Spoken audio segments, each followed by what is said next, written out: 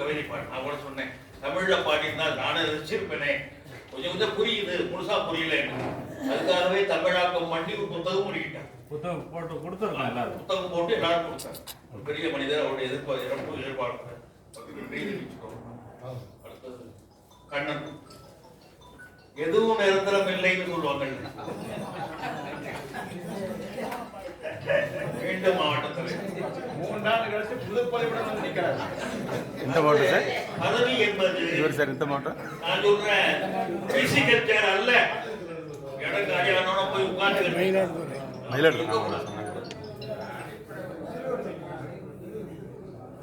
கீழே ஆதரவாளர்கள் உறுப்பினர்களுடைய ஆதரவு பெற்றால்தான் மாவட்டத்திலும் கிடைக்கும் வர முடியும் என்பதற்கு உதாரணம் கண்ணன். பல இடங்களில் இருக்கு,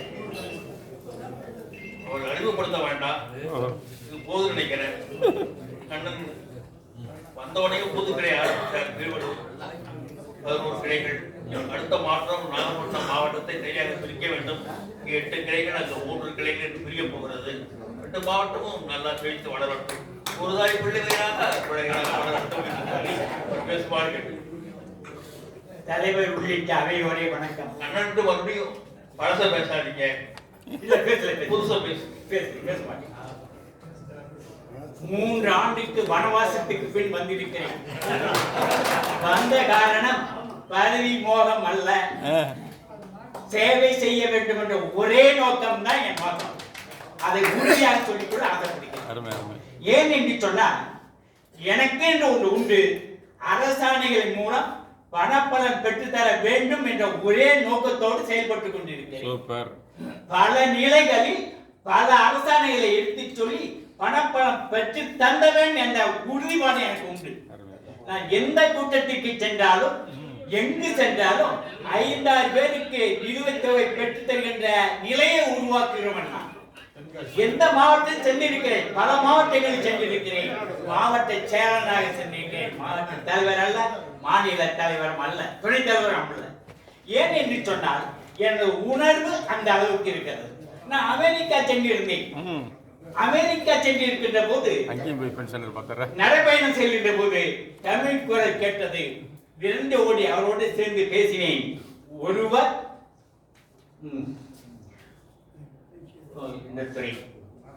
வணிகத்துறை சார்ந்தவர், மற்ற இருவர் ஆசிரியர். ஆசிரியர் என்று கேள்விப்பட்டவுடன் நான் கேட்டதை, நீங்க எங்கு பணியாற்றீர்கள்? உயர்நிலைப்பள்ளி இல்லையா, தொடக்கப்பள்ளி. தொடக்கப்பள்ளி என்று சொன்னார்கள். தொடக்கப்பள்ளி என்று சொன்னால் நீங்க இடைநிலை ஆசிரியர் பட்டதாரி. அவர் சொன்னார் தொடக்கப்பள்ளி தலைமை ஆசிரியர் என்று சொன்னார். தொடக்கப்பள்ளி தலைமை ஆசிரியர் என்று சொன்னால் நீங்கள் பெறுகின்ற ஊதியம் பென்ஷன் எவ்வளவு என்று சொல்லி. ஏன் இதை கேட்கிறீங்க? நான் பல வருஷமா இப்ப வாங்கிட்டு இருக்கேன். இல்ல தயவு செய்து சொல்லுங்க. அப்ப சொன்னாரு, நானே சொன்னேன் 27,000 சொச்சம் வாங்குறீங்களா? ஆமா, எப்படி தெரியும்? அதுதான் தப்பு. 28,450 வர வேண்டும். நீங்க 27,690 வாங்குறீங்க. நீங்க 2.57 பெருக்கி வாங்கிட்டீங்க. மினிமம் பென்ஷன் உண்டு, அது 28,450 ஆகும். இல்ல சார், நான் 3 பேரும் தான் வாங்கிட்டு இருக்கோம். நாங்க ஓய்வு பெற்ற 3 பேரும் அதே நிலையில தான் இருக்கோம். நீங்க புதுசா சொல்றீங்க. அவரே போன் பண்ணி கேளுங்க. தருமபுரி மாவட்டம், அது பேர் சண்முகம். அவரு கேளுங்க. அவர் உடனடியாகவே போன் பண்ணாரு. அவன் 3 பேரும் நான் சொன்னது ரூபா 27,690 வாங்குறேன்னு சொன்னார். மறுபடி என்ன செய்யணும்னு சொன்னாரு. அரசாணை 313, இதுல 28,450 வாங்கலாம், நீங்க வாங்குங்கன்னு சொன்னேன். சரி சொன்னாரு. என் நம்பர் வாங்கிங்க. 2 மாதங்களுக்கு பிறகு எனக்கு அலைபேசி வருகிறது. நீங்க 1.25 லட்சம் வாங்கி கொடுத்துட்டீங்க, மாசம் 1,000 ரூபா வருகிறது, நீங்க தெய்வம், நான் உங்களை பார்க்க வரேன். நான் தெய்வம் இல்ல, என்னுடைய உணர்வு யாருக்காச்சும் மனித பிறகுன்னு எடுத்துட்டா பிறருக்கு உதவி செய்யுங்க. அதுதான் மனித பிறகு, வேற எதுவுமே இல்லை. பிறருக்கு உதவி செய்யாதவன் மிருகத்துக்கு சமம் என்று சொல்லக்கூடிய அளவுக்கு நான். அதனால நம்மளால முடியுது என்ன, பிறருக்கு உதவி. பல பேர் செஞ்சிருக்கேன். இன்னும் சொன்னா கோச்சு கூட கொஞ்சம் நேரம் எடுத்துக்கிறேன்.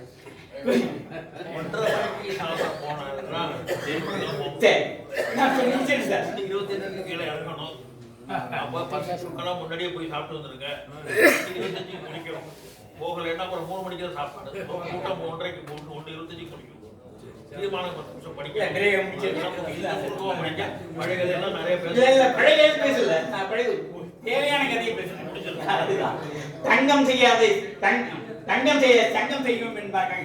அதனால சொல்றேன், பலருக்கு பல அரசாணைகளை எடுத்து சொல்லி அதுக்கு நிலுவைத் தொகையை பெற்று தாருங்கள்.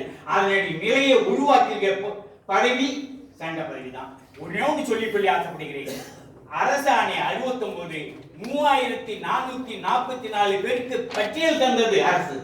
அந்த 3444 பேரில் பெற்றவர்கள் 3000 பேர், பெறாதவர்கள் 444 பேர். அது சம்பந்தமாக அன்றைய தினம் உள்ள ஷீலா தாமஸ் என்கிற இயக்குனர் இல்ல அதுக்கு கமிஷனரை பார்த்தேன். அவங்க பார்த்து நாகை மாவட்டத்துக்கு 40 பேருக்கு 10 லட்சத்துக்கு மேல அதிகாரி பண்ணிட்டோம், இன்னும் 400 பேர் இருக்காங்க, அதையும் பெற்று தர வேண்டிய பொறுப்பு மாநில சங்கத்துக்கு இருக்கிறது என்று சொல்லி வாய்ப்புக்கு நன்றி விடைபெறுகிறேன். 210 234 இப்ப ப்ராசஸ்ல இருக்கு. 234 ப்ராசஸ்ல இருக்கு, 210 ப்ராசஸ். ஒண்ணுக்கு கடிதம் வந்திருக்கு, செங்கல்பட்டு செயற்குழுல லிஸ்ட் கொடுத்துருக்கோம், எலக்ட்ரிசிட்டி டைரக்டர் கொடுத்த கடிதமும் கொடுத்துருக்கோம். பாருங்க ப்ராப்ளம் வந்தா அடுத்தது 236 சம்பந்தமாக மறுபடியும் ஒரு புரிய போடுறாரு, அவர் பார்க்க போறோம். எனக்கு ரெடி பண்ணாலும் பார்த்தோம், அது நிறைய கேள்வி இருக்காரு, பதில் உடனடியாக பார்க்குறோம். நான் கேட்டா லிபரலைசேஷன் தொடர்பு உள்ள கண்டனம் அவங்க சிஇசி புதுக்கோட்டை சிஇசி மெம்பர் நான் கூட இருந்து இந்த வழக்கு குழுவெல்லாம் இருக்கு, குழுவெல்லாம் குழுவாரு. நாம கலைஞர் குழு போட்டாருன்னு நானும் போட்டேன், ஸ்டாலின் குழு போட்டா போடப்படாதுன்னு முடிவு வர மாதிரி இருக்கு. 11 குழு வேலை நடக்காது, 2 பேர் தாங்க. அடுத்த திரும்ப தேர்தலில் போட்டி போட்டு நிச்சயவங்க அறிவிச்சுவாங்க. அடுத்தது தஞ்சாவூர் தலைவர் திரு சுப்பு தங்கராஜ் அவர்கள், சாரி. அடுத்தது தூத்துக்குடி புதுக்கோட்டை சார், திருமணம் சார், அடுத்த ரெடியாகும்.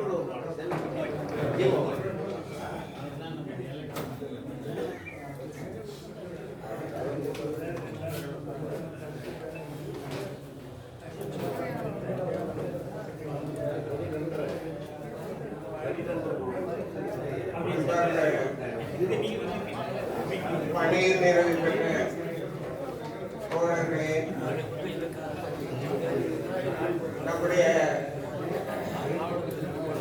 சங்கத்தை நடத்தி கொண்டிருக்கின்ற மாநில பொறுப்பாளர்களே, இந்த கூட்டத்திற்கு தலைமையை நடத்தி கொண்டிருக்கின்ற துணைத் தலைவர் அவர்களே மற்றும் நிர்வாகிகளே, மாவட்டங்கள் தோறும் வந்திருக்கின்ற பொறுப்பாளர்களே, செயற்குழு உறுப்பினர்களே, உங்கள் எல்லோரையும் தஞ்சை மாவட்டத்தினுடைய சார்பாக மனமகிழ்ச்சி வரவேற்கிறேன். நான் வீணான பிரச்சனைகளையோ விழுந்து முடித்த பிரச்சனைகளையோ பேசுவதற்கு நான் விரும்பவில்லை. அப்படி பேசினால் இந்த சங்கத்தினுடைய ஆரம்ப நிலையிலிருந்து பேசுகின்ற சூழ்நிலை வந்துவிடும். சிலர் வருத்தப்படுவார்கள்.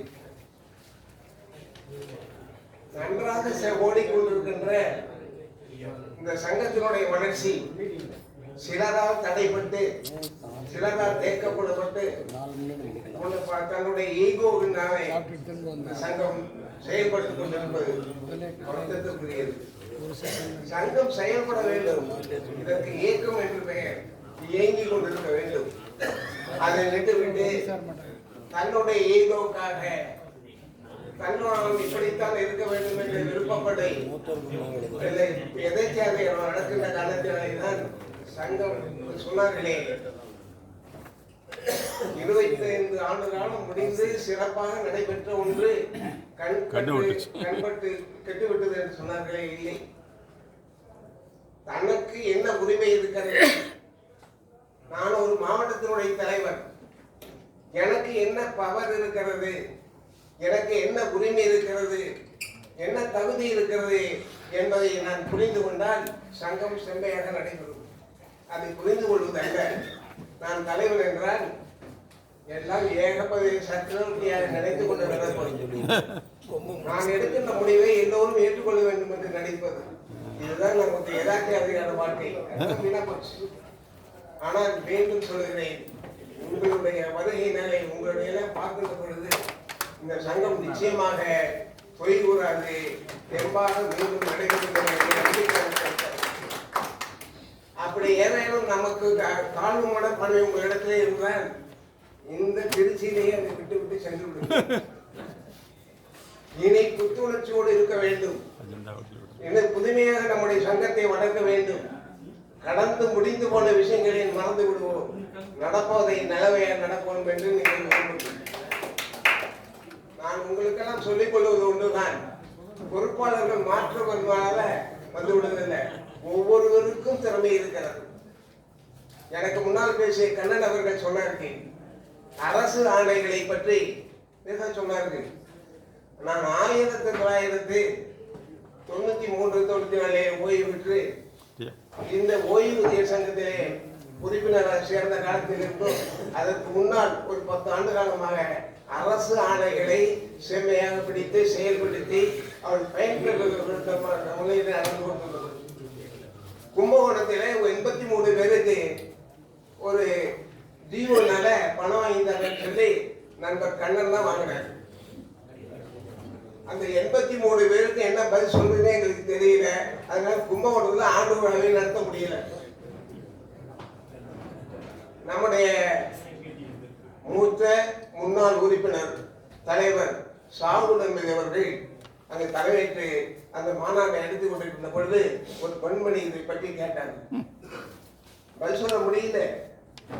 அதனால இன்னமும் சொல்றேன், கும்பகோணம் சிறப்பாக நடந்தவை. மாநில கட்டடத்திற்கு முன்னோடியாக இருந்த சுந்தரராஜன் அவர்களால் நடத்தப்பட்ட அந்த சங்கம் இப்பொழுது மிகவும் தடுமாறி கொண்டிருக்கிறது. காரணம், அந்த வசூலிக்கப்பட்ட பணம் என்னாச்சுன்னு தெரியனால்தான். அது தகுதி உள்ளவர் 16 பேர் வாங்குறாங்க, அதுவும் கிடைக்கல. அது வேற விஷயம், நான் சொல்லல. அடுத்த நடைமுறைக்கு எனக்கு ஒரு சந்தேகம், இந்த வரையில உறுப்பினர்களுடைய எண்ணிக்கை சொல்லாத பல கிளைகள் இருப்பதாக செயலாளர் அவர்கள் சொல்லி இருக்கிறாங்க. இது எவ்வளவு பெரிய விஷயம் பாருங்க. இன்னைக்கு நான் சொல்றேன் சார், 2720 பேர் எங்களுக்கு தஞ்சை மாவட்டத்தில் உறுப்பினர் இருக்கிறாங்க. முந்தா நாள் ஒருத்தர் இறந்துட்டார்.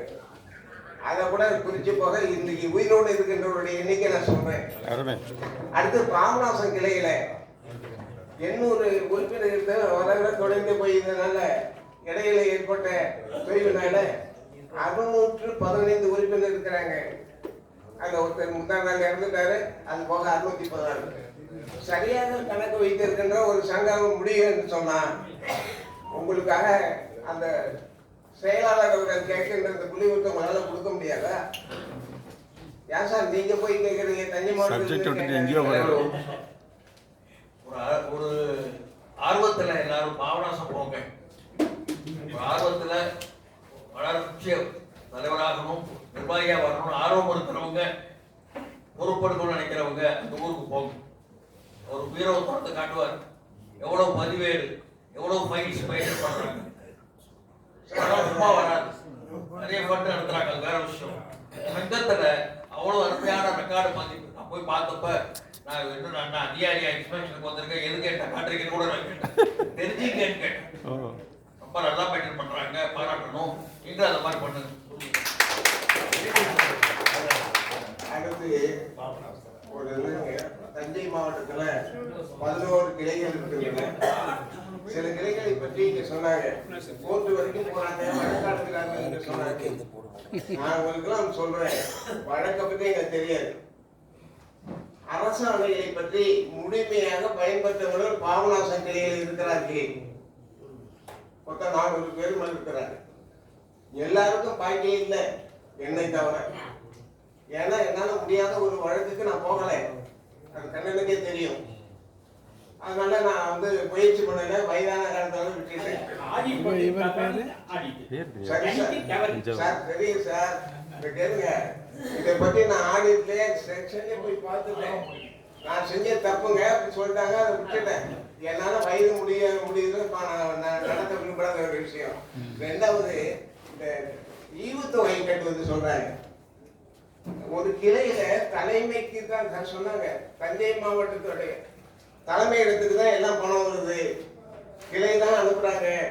25 விழுக்காடு பெறுகின்ற மாவட்டம் அதை வைத்து கொண்டு என்ன பண்ணுவது என்று சொல்லுகிறார். உண்மைதான்.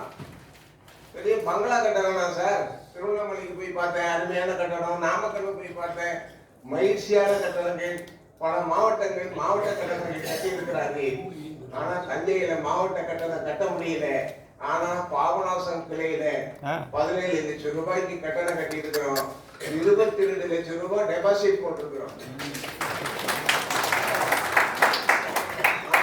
சேலஞ்ச் பண்ற சார், தமிழ்நாட்டிலேயே எங்களுடைய சங்கம் போல இருக்கின்ற சங்கம் ஏதாவது இருந்தால் நான் அவர்களிடத்தை மன்னிட்டு மன்னிப்பு வாங்கிக்கிறேன்.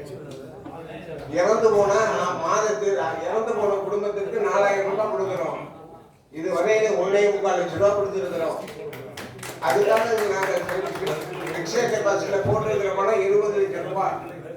நான் கேட்கிற ஒரு சின்ன கிளை, இந்த கிளையே செய்கின்ற பொழுது ஈவுத்தொகையே கட்ட முடியலன்னா என்னங்க அர்த்தம்? வாங்குறீங்க நீங்க 210 ரூபாய் வாங்குறீங்க, 10 ரூபாய் சேர்த்தி கட்டணும். அது எடுக்கக்கூடாது. 200 ரூபாயில 25% 15% பிரிச்சு கொடுக்கணும். 15% மாநிலத்துக்கு, 25% மாவட்டத்துக்கு. அதை வச்சு நீங்க தபால் செலவு தான் பண்ணலாம். சரி சார், உங்களால் திருச்சி வந்துட்டு போகணும், செலவாகுது. ஆனால் நீங்க நன்கொடை தான் வாங்கணும். அந்த மாவட்டத்துல கிளைகள் மூலம் நன்கொடை வாங்குங்க. பாபநாசத்துல பொதுக்குழு நடத்தணும். 3.25 லட்சம் ரூபாய் செலவு. எங்களுக்கு 1.25 லட்சம் ரூபாய் கொடுத்தாங்க.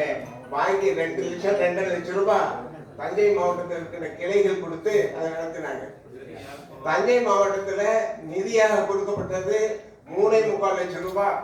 கட்டண நிதியிலிருந்து காவிரி நிதி வரையில. நிதியை பத்தி நீங்க நினைக்க கூடாது. ஒரு நாள் டீ சாப்பிட்ற காசு சார், ஒரு நாள் விருந்தாளிக்கு கொடுக்குற காசு, அது ஈவுத்தொகையை கட்டக்கூடாதா? கிருஷ்ணகிரி மாவட்டம், தர்மபுரி மாவட்டத்தில் வழக்கில் போய் நிற்கிறாங்க.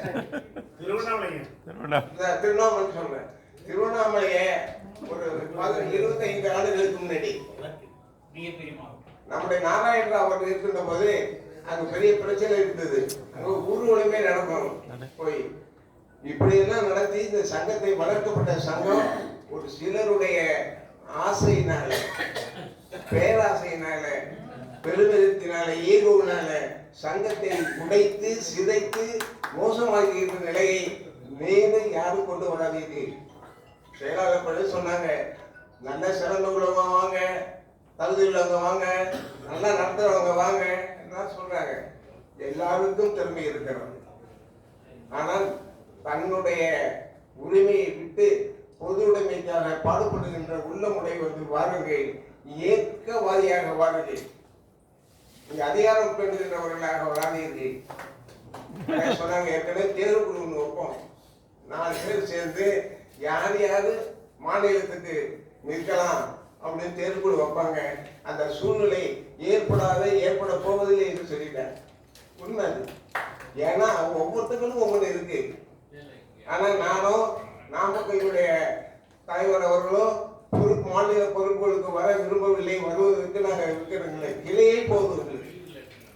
எங்க கிளை மாவட்டம் சிறப்பாக நடந்தால் போதும் என்று நினைக்கின்றவர்கள் சிலர் கிளையே பார்க்கறதில்லை, கிளையே செயல்படுறதில்லை. ஆனால் மாநில பொறுப்புக்கு வந்து விட வேண்டும் என்று நினைக்கிறேன்.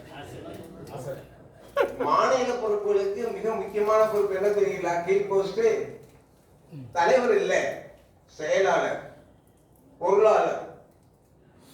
தலைவர்ங்கிறது தலைமை தாங்க தான் செயல்பட முடியாது. அதனாலதான் தலைமை இடத்துல இருக்க வேணாம், வேற இடத்துல இருங்கன்னு சொல்றேன். செயலாளரும் பொருளாளரும் துணைத் தலைவரும் எங்க இருக்கணும்? மாநில தலைமையில் இருக்கணும். அவர்கள் இருக்கிறார்கள். இருக்கின்ற செயலாளர், பொருளாளர் இருவருடைய குடும்ப நிலை, உள்ளம், உடல்நிலை இவற்றை பற்றி புரிந்தவர்களுக்கு தெரியும். இவ்வளவு கஷ்டப்பட்டு செய்கின்ற இந்த காரியத்தை வேறு எவராலும் செய்ய முடியாது என்பது என்னுடைய திண்ணம். நன்றாக தெரியும். நான் அடிக்கடி சென்னைக்கு போக முடியறது இல்லை. முக்கியமான விஷயங்களுக்கு தான் நான் போறேன். என்ற ஒரு உடல்நிலை வீட்டிலேருந்து சங்கத்துக்கு ஒரு மெயில் திட்டத்துக்கு சங்கத்துக்கு கூட போக முடியாத உடல்நிலை எனக்கு. செயலாளர் அவர்கள் அண்ணா நகர்ல கிட்டத்தட்ட 1 கிலோமீட்டருக்கு அங்கிருந்து என் தலைமையிடத்துக்கு வந்து செயல்படுத்திட்டு போறாரு. நான் 5 மணிக்கு போய் நிக்கிறேன். இவருக்கா போன் பண்ணோடனே அவரு 8 மணிக்கு ஆட்டோவில் வந்து இறங்குறாரு. என்ன சார் இப்போ வந்துருக்கீங்க, இவ்வளவு சீக்கிரம் வந்துருக்கீங்க? நான் நைட்ல வந்தேன் சார். முடியாத சூழ்நிலையில கூட அந்த காரியத்தை செய்கிறார்கள். 3 முறை அந்த நோய் கைவிட்டதால கஷ்டப்பட்டவர்கள். குடும்பத்துல 8 பேரை இழந்து துன்பப்பட்ட சூழ்நிலை. தன் மனைவியை இழந்து கஷ்டப்பட்டு மன உளைச்சல் இருக்கின்ற பொருளாளர். இவர் செய்கின்ற சேவையில எவ்வளவு நம்ம பார்க்கணும். அதை விட்டுட்டு பாபநாசத்துல அன்போடு தாவத்தோடு நம்ம தலைவர் அவர்களை ரங்கராஜ் அவர்களை வாங்க வாங்கன்னு அழைச்சோம். அதுக்கு ஏதோ ஒரு காரணம் சொன்னேன். அதுக்கப்புறம் பல்வேறு காரணங்கள்ல சொல்லி வர்றதே இல்லை. வந்தாலும் கொஞ்ச நேரம் இருக்கிறதே போயிடுவார்.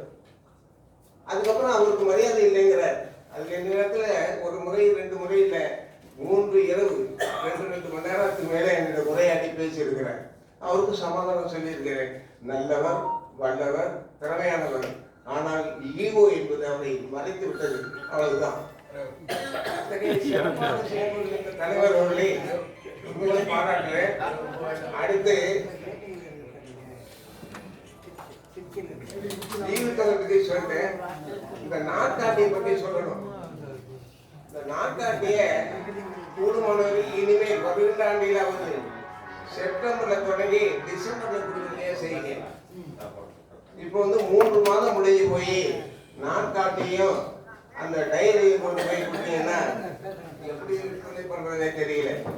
100 200 வரைக்கும் வாங்குகின்ற பாபநாசம் கிளை இந்த முறை 80 தான் வாங்கியிருக்கு. அது போதாது, வேணும். அதுவும் நம்ம கேட்க போறோம். அடுத்து நிறைவேற்றுவை இல்லாமல் லேபு கட்டிட்டு கேட்டுக்கொள்கிறேன். மாநில தேர்தலை பற்றி சொன்னாங்க. நீங்கள் யார் யாரை தேர்ந்தெடுத்து நிற்க வைக்கிறீர்களோ அவர்கள் நல்லவர்களை பார்த்து வாக்களித்து அவரை தேர்ந்தெடுப்பதற்கு தஞ்சை மாவட்டம் உறுதியாக இருக்கிறது என்பதை சொல்லிக் கொள்கிறேன். ஆனா போன தடவை போட்டி போட்டு தஞ்சை மாவட்டத்துக்கு ஒரு போஸ்ட் கேட்டேன். எங்க பொறுப்பாளர் வரவே இல்லை. சொல்லிதான் சார் அதாவது மனசுல இருக்கிற வேதனையை சொல்றேன். அதனால எங்க தஞ்சை மாவட்டத்துக்கு எந்த பொறுப்பும் நாங்க கேட்க மாட்டோம். அதனால அன்புக்குரிய தலைவர்களே, பொதுச் செயலாளர் அவர்கள் சொல்லியதை போல உங்களில் ஆர்வமுள்ளவர்கள் தஞ்சை மாவட்டத்தை நோக்கி வாருங்கள், பாபநாசம் கிளைக்கு வாங்க. உங்களுடைய போக்குவரத்து செலவும் நாங்க தர்றோம், டிஏடியை தர்றோம். எங்களுடைய அனுபவத்தில் இருக்கின்ற அந்த ஆவணங்களை பாருங்கள், எங்கள் செயல்பாடுகளை பாருங்கள். பார்த்து அது உங்களுடைய தகுதியை இதை எழுதி விட்டுருக்கோம்.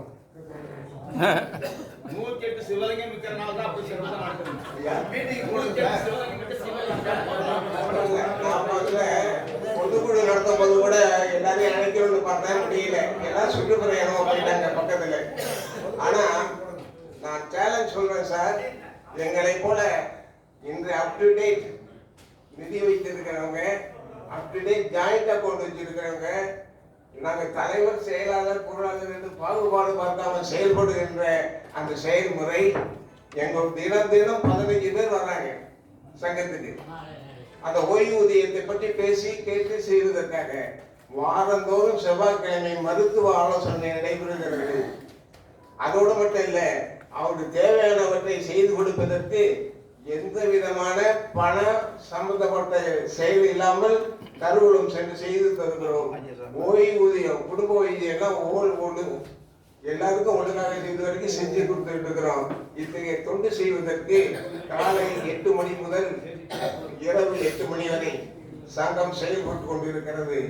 1985 தொடங்கப்பட்ட சங்கம் 95க்கு பின்னாடி இதுவரைக்கும் ஓய்வே இல்லாம பொங்கல், தீபாவளியிலும் கூட சங்கம் நடக்கும். எப்ப வேணாலும் வரலாம். 24 hours அந்த சங்கம் செயல்பட்டு கொண்டு இருக்கிறது. நீங்க எப்போ வந்தாலும் எங்களை பார்க்கலாம். போன் பண்ணீங்கன்னா உங்களுக்கு வேண்டிய தேவையை செய்து வைக்கிறோம். எங்களை போல நீங்களும் செயல்படுங்கள். எங்களை போல பொது உடைமையான, பொதுவாக ஒரு சார்பு இல்லாமல் அந்த பொறுப்பாளருக்கு கேட்டிருப்பதிலே நீங்கள் ஈடுபட்டு கூறி சொல்ல மாட்டேங்கிறேன். அடுத்து புதுக்கோட்டை மாவட்ட செயலாளர் புதுக்கோட்டை